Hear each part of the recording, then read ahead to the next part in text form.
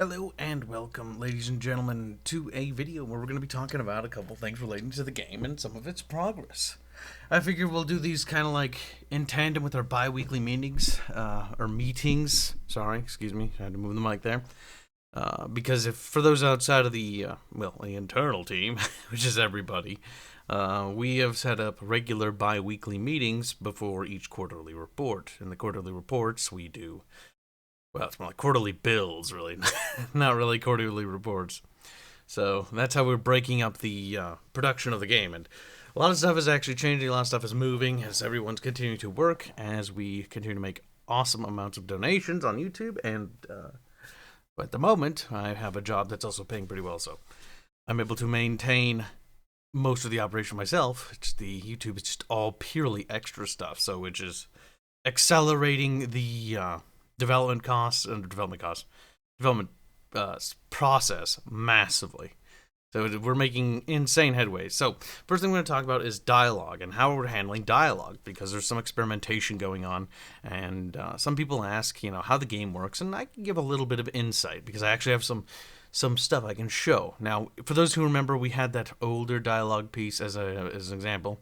It's more or less still the same, but now you can see the different levels, because we have technically 3 different levels of story progression, or story, that takes place in the game, outside of like combat. So here we have a basic dialogue animation of one of our characters just talking. Obviously we'll have, I believe it's 20 portraits per sprite. I can't remember off the top of my head. It's pretty high. Maybe it might be higher than that, I'm not sure. Depends on the character, depends how many emotions we need. And so you have the dialogue animation, you have a ton of really high-end portraits that accompany these characters.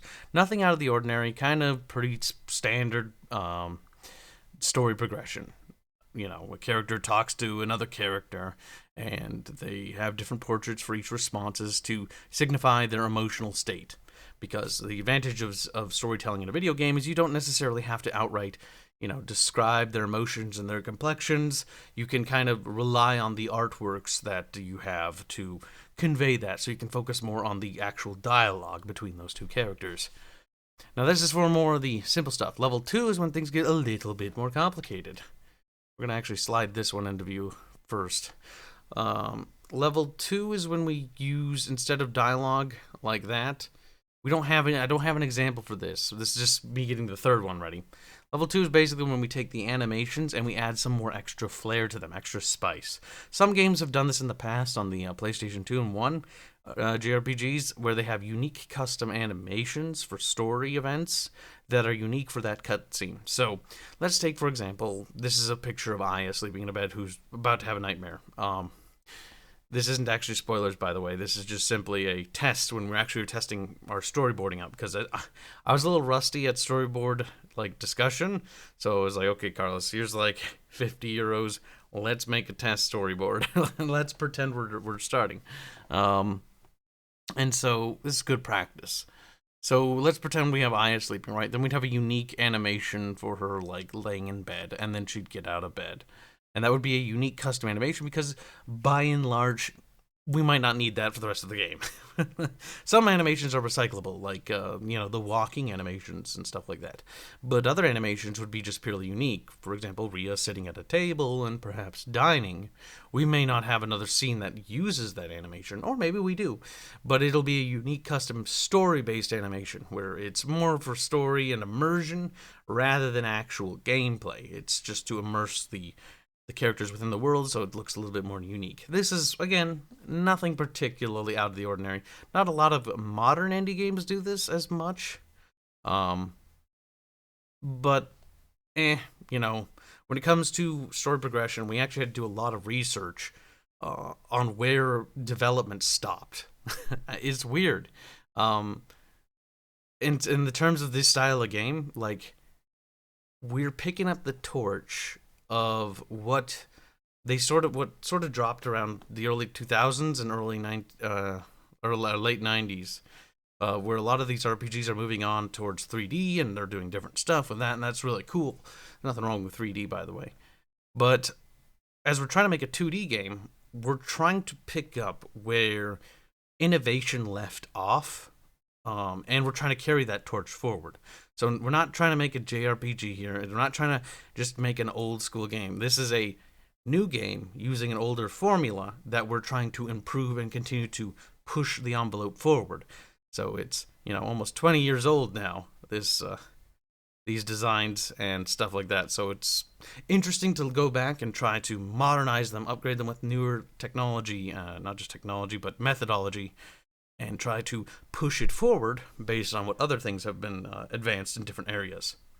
And so the third phase we're going to talk about, third level of storytelling, this is the more storyboard style stuff. This is where we use full-blown illustrations, which are versus the animation being like approximately 60, United States dollars. This is like talking about like, $400 to $800 per frame. And story sequences are rather complex. How they work is it's normally a series of frames, and this can vary depending on the player's decisions. We have yet to truly experiment with this. Again, it's a lot on paper at the moment. So certain decisions will affect these. Some of them are, the more linear story progression system, so it's not like anything drastically changes, or maybe there's just a minor few frames that are separate, or maybe the entire thing is separate. So story will be advanced in sort of like these giant illustrations. There will be probably a dialogue box that we'll use, but I'll try to, make that not too intrusive onto the screen. Who knows, maybe we'll get voice acting so we can turn it into subtitles. One can dream. We do not have the funding for that at the moment. But here you can see as the story advances. So you'd be like, okay, Aya is sleeping in her bed, and then all of a sudden she awakes from a terrible nightmare, screaming. And the camera then pans to the door. Well, pans as in the next piece shows the door, where we have footsteps sound play like click, clack, click, clack. Of Palatina guard rushing to the door because, one of the royal members of the family is screaming, and their job is to maintain their security. And so you have Aya there in the corner, like looking over to the door, as guard 1 and guard 2 burst in through the door, hands on their blades, ready for action, ready to put a stop to any sort of foul deeds that may be taking place. And then one of the guards, as they see the room is empty besides Aya, is like, what is it? And then that's right there is Captain Tiano, another character, and we pan him into view. There was a lot more tests and variations of this, but this is the one we kind of like cleaned up a little bit, that we had Carlos clean up and just add a little bit of color to it to give it a little bit of, warmth and coolness so you could see that it's night. But they're actually a lot more advanced than that. And I'll actually show you what the process behind designing these is, because it's rather interesting. So here we have, this is canon, a canon story element. So you get a little bit of a glimpse, but it doesn't really tell you too much. Well, it actually tells you a lot. For those that are interested in little details, I will not just say anything, but there's a lot to extrapolate here. And I do enjoy when you guys post your little theories, so feel free to comment or share them in the Discord server under Legends of Terrestria if you have any, because I always love reading those. There's a lot to extrapolate here, so just read into it, because the Lord only knows how much effort I put into some of this is along with Carlos. But here we have a more refined piece. So, like, for example, this is more cleaned up. This is by our artist, Carlos. He's going to make the composition because he has excellent composition skills. He does a lot of the lore for Arch Warhammer, of a friend of ours, or Arch Christ, as he's called now. He also does a lot of other work, too. He worked on some Half-Life mod projects and stuff like that. Fantastic artist. He's basically doing compositions for these scenes, and we take these compositions, I have them cleaned up a little bit, and I send it off to the next artist to be refined a little bit further. His name is Indio, another phenomenal artist who does a lot of our channel work now. A lot of our reusable and recyclable assets and our channel banner, if you check our channel homepage, has been done by him. You also saw some Celeste, Aria, and Aerith and Babette characters from him as well. And he's going to go through this, and then he's going to animeify it a little bit more, and just clean it up even further, and finalize any minor details or detail work that needs to be done. And then we're going to do that for every single story piece, every single major beat. Now, these are part of our beat board. I know there's a lot of stuff to talk about. The beat board is the story beats. It's like major beats in the story. So this is a beat in the story for chapter 1. And we have, major beats, and I want every single beat to have these pictures. These pictures aren't necessarily going to be turned into actual, like, full-blown, like, $400, $800 illustrations if we don't need them for cutscenes, but they're mostly for us to construct as the story team, as our storyboard needs it. Because we're storyboarding out the entire chapter, so we can get a feel of the beat, the pacing, and all of that information. It's a great way to forecast how to plan ahead and be like, okay, what kind of things do we want to convey in these scenes? What kind of ideas, thoughts, or themes? Things like of that nature. Because the story is, in my opinion, it's the most complicated thing I've ever worked on. Now, that's not saying a hell of a lot, because I've only worked on this project. But it's certainly one of the more complicated story things I've ever done. And I think I've done a considerable amount of story stuff, just mostly private story stuff. But that's kind of that. So we're going to be beatboard, using that as our beatboard, our major beats. And so we're having Carlos construct like probably maybe 30 or 40 of these for chapter 1 for all the major events, including secondary quests. We'll get some of these as well. They probably,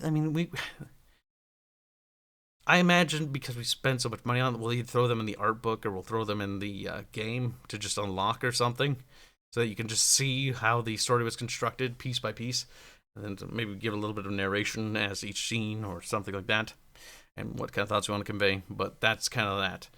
But other than that, like, that's kind of how this is the more advanced part of the story, the more like fleshed out, the more not necessarily fleshed out, but the word is for major story elements, like bigger events, like, I can't give an example because I almost like, oh yeah, like this story beat. No, can't say it. But I can say this one. For example, a wholesome moment or a moment demonstrating the relationship or interrelationship between all the different characters. Here, this piece demonstrates the relationship, or, well, shows a little bit of, welcome. We're getting a lot of subscribers in the last few seconds. I'm not sure why, but I'm not going to complain. I'm not going to complain. Welcome aboard. But, yeah, so that's kind of what we're doing with the story. Sorry, that sort of derailed me a little bit, but yeah.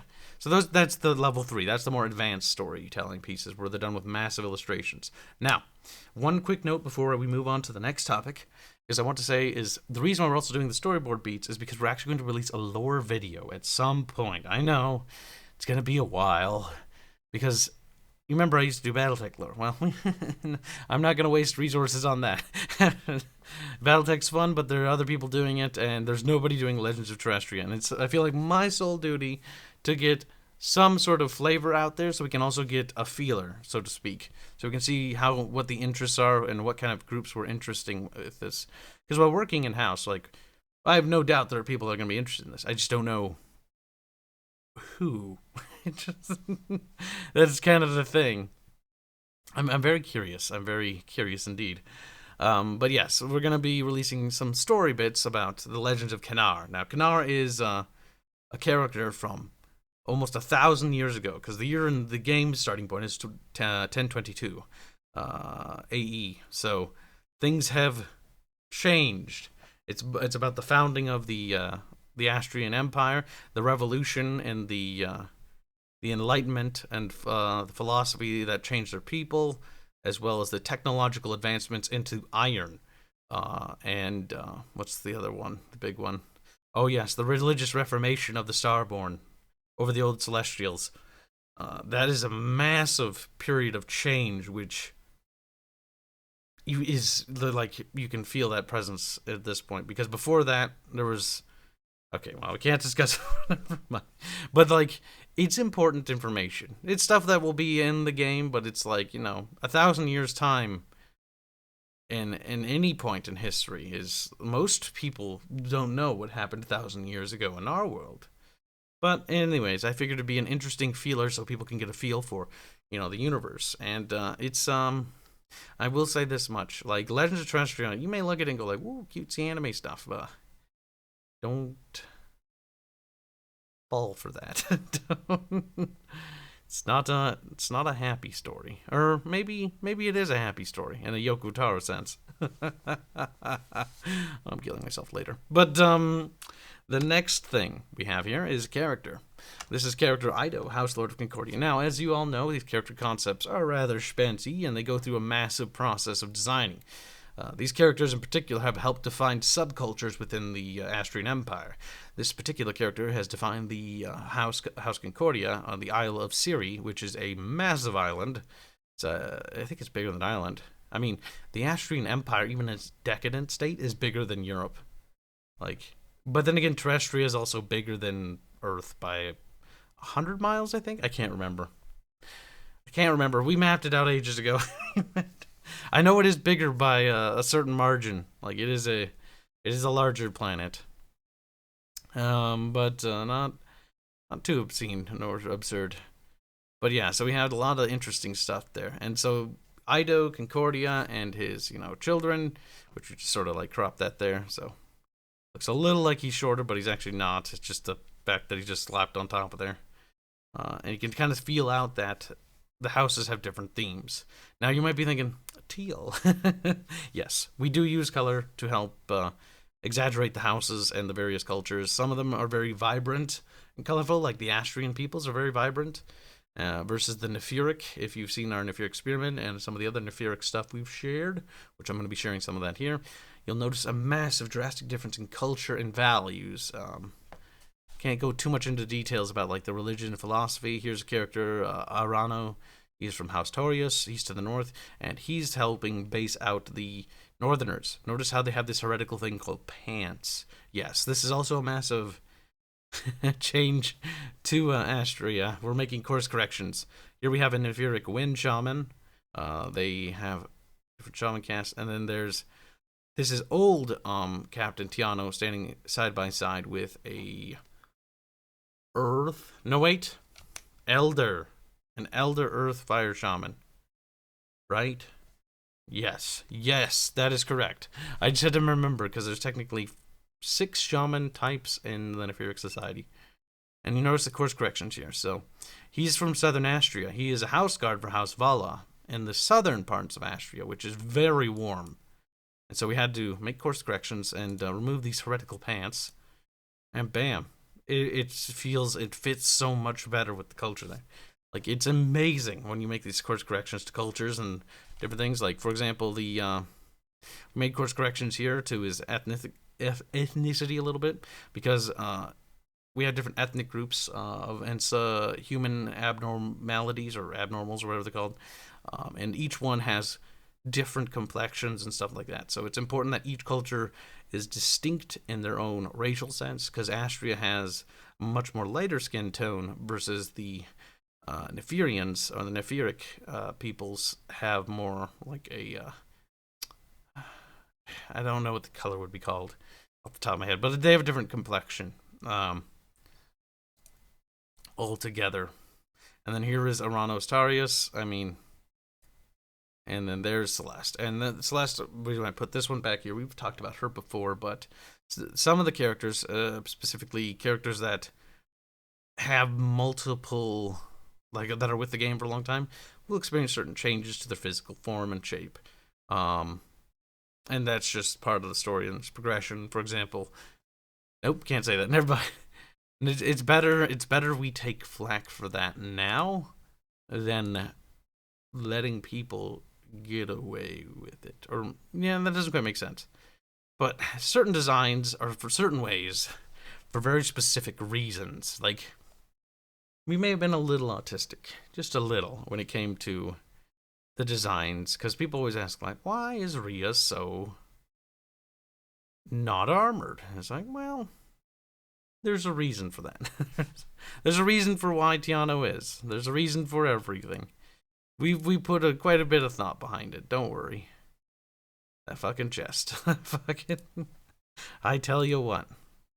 But either way, that's kind of ramps up this video. So, a little bit of other things. We're making a lot more progress. Something I also want to talk about a little bit, but it's not like it really matters right now. I think most people might forget. So we'll talk about it again later in greater detail when we're much closer. As I mentioned before, we're doing quarterly build releases in-house, obviously not outside of it, where we're just, pumping up the game, trying to get closer and closer and closer and closer to piecing all the mechanics together, so to speak, so that the majority of the main game's functions are in, which there are a lot, and that's what I get for making a lot of mechanics. That is one of the trade-offs for having everything under the sun, so to speak. But why did I say that? Why did I say everything under the sun? Because we're doing dynamic lighting now. I guess we can talk about that in a little bit of a brief thing, because it's kind of important. So in tomorrow's meeting, because we're having it Tuesday, we're going to be discussing the beginning of implementation of the dynamic lighting system. Now, what does that mean? That's a cool buzzword, and you bet your ass I'm going to use it a lot. Dynamic lighting. It sounds so great. What a buzzword. All right, so dynamic lighting, pretty simple. Light stuff changes based on sun and other lighting effects. It's pretty simple. For example, the sun. The sun will set, the sun will rise, and we're going to have a day and night cycle in the game. I'm not sure how that's going to affect mainline story things. Mainline story stuff might be affected by this somehow. Reason why is actually one fundamental problem with that is actually, let's talk about this. This is actually the problem here. So these storyboard elements, here we're trying to convey that it's night. She wouldn't be sleeping in the daytime. So some of the story elements have to take place at certain times or has to advance time forcibly to a certain point, because these illustrations are insanely expensive to produce. It requires 3 phases to get them produced, and let alone making different day cycle variations of them would not make sense. It would actually begin to clash, and the story's timeline would actually begin to fracture, and we do not want that. That would be bad. That would be very bad. So that's kind of the thing that Kibs is going to have to problem solve later. Not right now. We have other concerns. Because certain quests would have to either be, maybe on a timetable. I don't know. But now that we actually have not yet. Currently in the engine, there is no functioning day and night cycle, to put it bluntly. But there is intentions to put one in, and that is one thing we're going to discuss tomorrow, and we're going to start at some point. It is interesting. You'll discuss something when you bring it up. It's like, okay, it's on the table of things. It's now sitting there in the line of things to be implemented. What a long line that is, but they're hammering through the tasks very quick. So I don't know. I wouldn't be surprised if I saw it in not too unreasonable amount of time. Okay, but let's talk a little bit more about the dynamic lighting, because I'm getting a little distracted. Now, there's actually something really cool that Cash is working on, but it's not done. It's a brazier, and I'm not going to show it, even though I have a picture of it that I took of it, because I was like, ooh, cool. Mostly because it's not done. So there's different lighting effects. So the sun sets, the sun moves, the shadows are cast differently. Now, with Rhea, it's not going to be matched picture perfect per her legs we were discussing, which is probably just going to be like an oval for the characters, mostly because matching with the legs would be rather complicated, and the minute she walks on, near a wall, oh my god. It's gonna be weird. We'll figure it out. So there'll be torches, lights, and it'll be really cool because it'll be interesting in darker rooms or things like that, or inside buildings, to see how the lighting effects change, especially for spell casting. I'm kind of curious to see the spell effects look like in terms of lighting and how that works. Probably just gonna add. I don't really know. But I'm actually really curious. Don't know. I have no idea how that's gonna look. But I cannot wait, actually. And so that's the dynamic lighting thing that's gonna be implemented. It's more of a flavor thing. I'm not sure how much mechanics I want to really put on that kind of stuff. Because otherwise it'll just outright punish things. Certain things that could be affected would be Fog of War. I could see that being an easy system to implement, or not system, sorry. We have the system. An easy thing to have modifiers for affecting that function. but I'm not sure to what degree. It's always about a fine line of balancing, and remember, game logic always trumps everything else. Game logic. If the game's not fun, you fucked up. So it's got to be fun first. It is still a video game. We can make the story as sensible as possible, but the game still's got to be as fun as humanly possible. Because no one's going to give a shit about the story if they can't stand. Well, no, there'll still be people. But the vast majority of people aren't going to have the patience, as we saw with that disaster that was Cyberpunk 2077. Like, that game has faded into obscurity, and it has massive record sales, but most people will never beat it. And that's just the nature. Like, most people don't beat most games. That's why achievements, fun fact, if you didn't know this, achievements for your progression through a game's story and campaign is to track the overall progress of how many players actually beat the game and where the fall-off points are. What triggered it? And then you look into that and you research, okay, why did people stop playing the game here? Was the game too hard, or did it just stop being interesting? Because it's important that a story like this always has threads of interest to follow. You don't want them to play it and go like, I did chapter 1, I'll get around to it again later. And you also need to be respectful of the player's time. That's why I was actually talking to about the team about implementing an in-game clock. Simple. The idea is just because it's a story-driven RPG and it's a long game that people have to alt-tab, and you kind of want them to stay immersed so that they have something to quickly glance at. So I don't know. Hell, who knows? Maybe we could tie the day and night cycle to that. So that wouldn't work anything. Trust me. Wouldn't be surprised. But yeah, that's kind of the idea with that. Other than that, though, like, I think we're making some outlandish. We're making some excellent progress.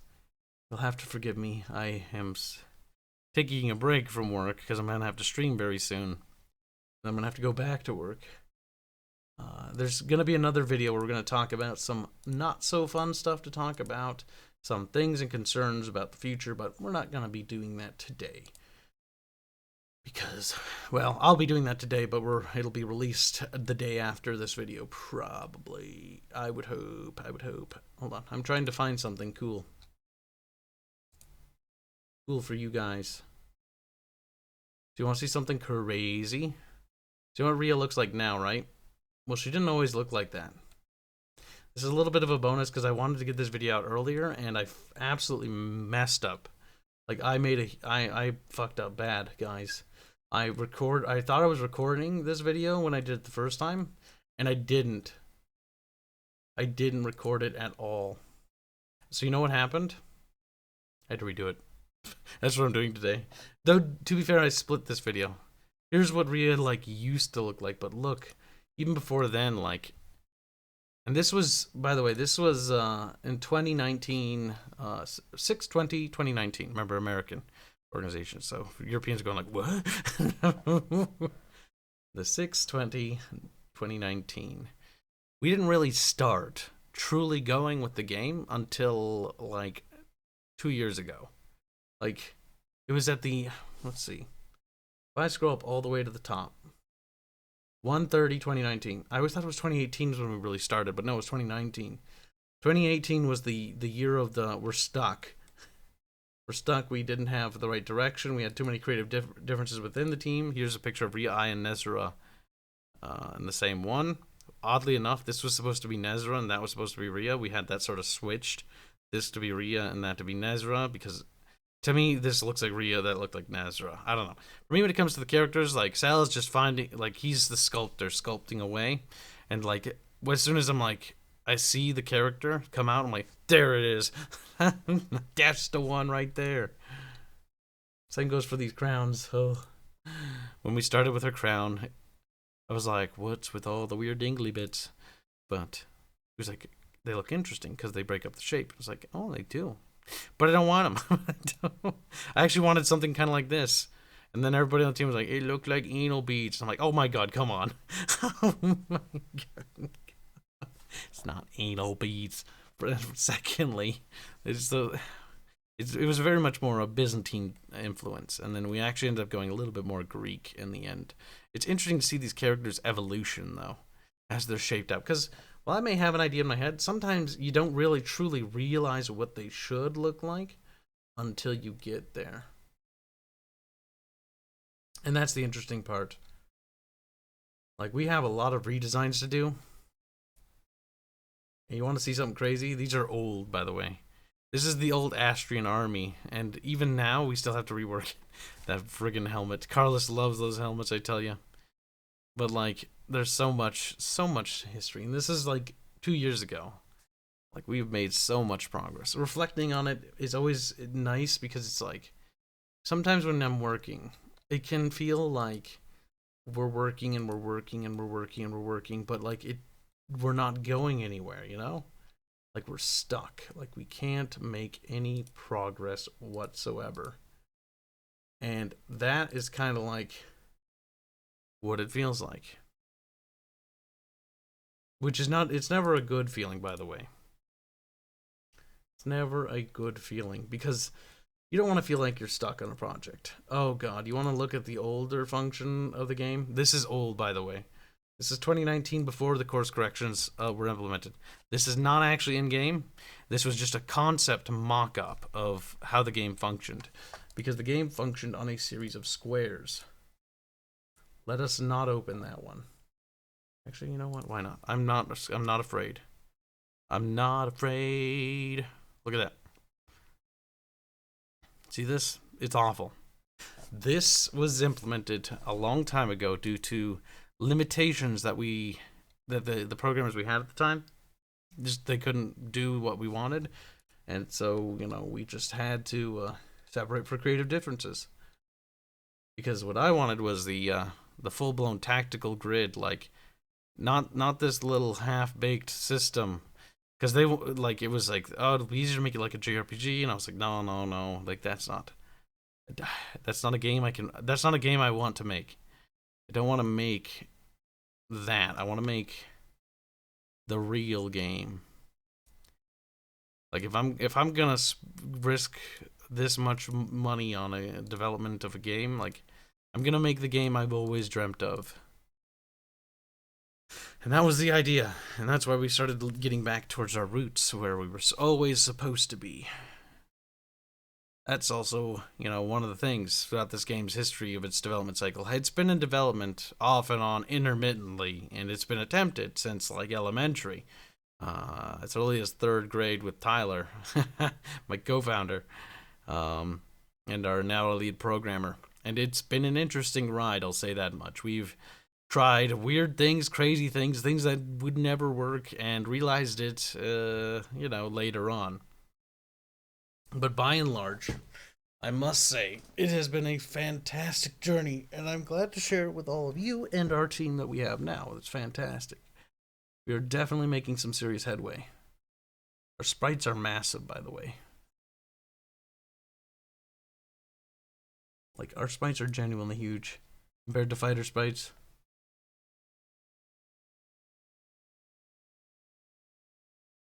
Oh, weird.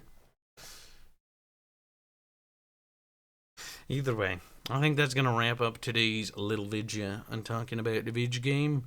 Next video, we'll be talking about the stuff that might be changing at the end of 2021 and the stuff we have prepared or are going to need to prepare for the potential changes that may occur or may not occur. Hopefully, they will not, but there is no way to guarantee it. Until next time, ladies and gentlemen, you have yourself a fantastic day, and we'll see you in the next video. So, bye-bye.